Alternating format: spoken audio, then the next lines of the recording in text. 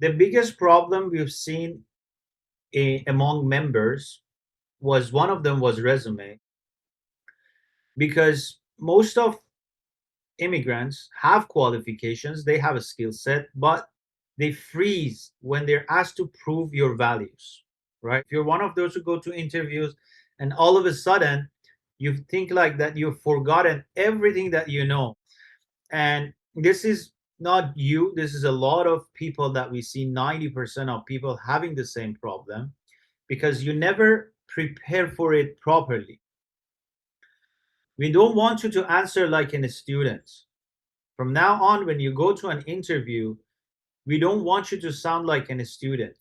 You need to sound like a business partner.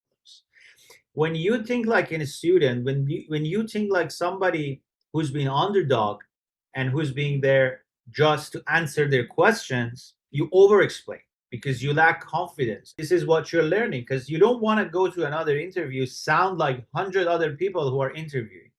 You want to go to an interview sound like yourself. And how we build that yourself, we build that yourself together, we build that a story together. But you might say, how this confidence is being built, right? Because there are, first of all, there are mindset shifts, and then there are practices. So let's talk about the mindset shifts first.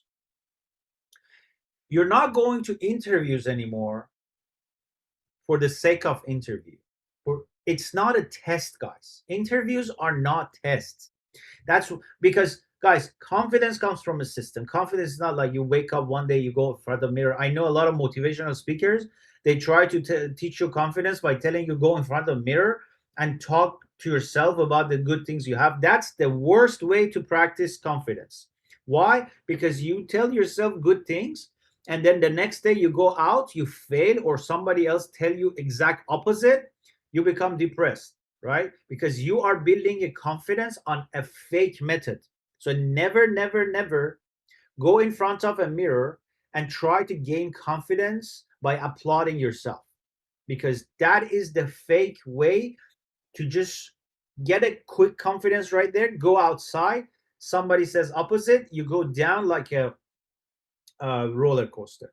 So we don't want that. We want the real confidence, and the real confidence comes from a system. And we give you that system, and you need to practice it. The more you practice it, the more confidence you build, because confidence comes over time, and it comes from having a proved system, repeatable system that you can keep doing it. And it's like a muscle, right?